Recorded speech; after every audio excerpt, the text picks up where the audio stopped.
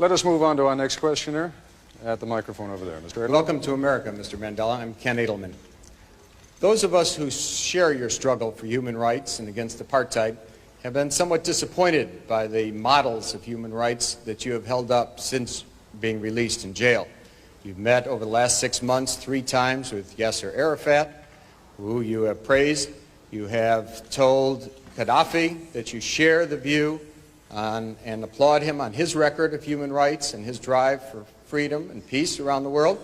And you have praised Fidel Castro as a leader of human rights and said that Cuba was one of the countries that's head and shoulders above all other countries in human rights, despite the fact that documents at the United Nations and elsewhere show that Cuba is one of the worst.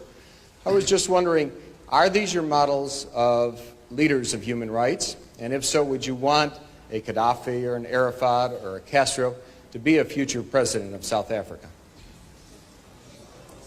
One of the mistakes which some political analysts make is to think that their enemies should be our enemies.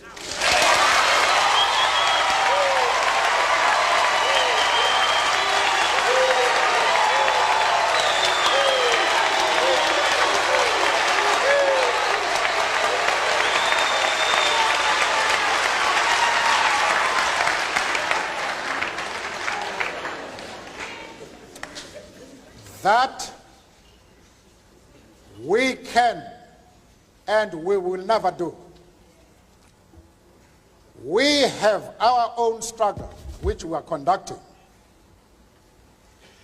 We are grateful to the world for supporting our struggle. But nevertheless, we are an independent organization with its own policy. And the attitude of every country towards, our attitude towards any country is determined by the attitude of that country to our struggle.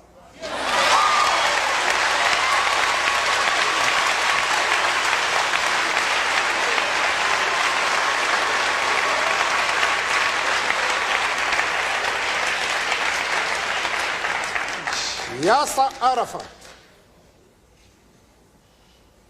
Colonel Gaddafi, Fidel Castro support our struggle to the hilt.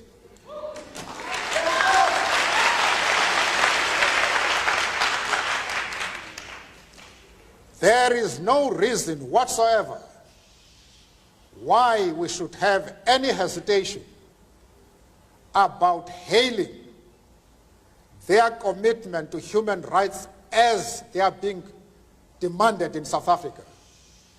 Our attitude is based solely on the fact that they fully support the anti-apartheid struggle. They do not support it only in rhetoric. They are placing resources at our disposal for us to win the struggle.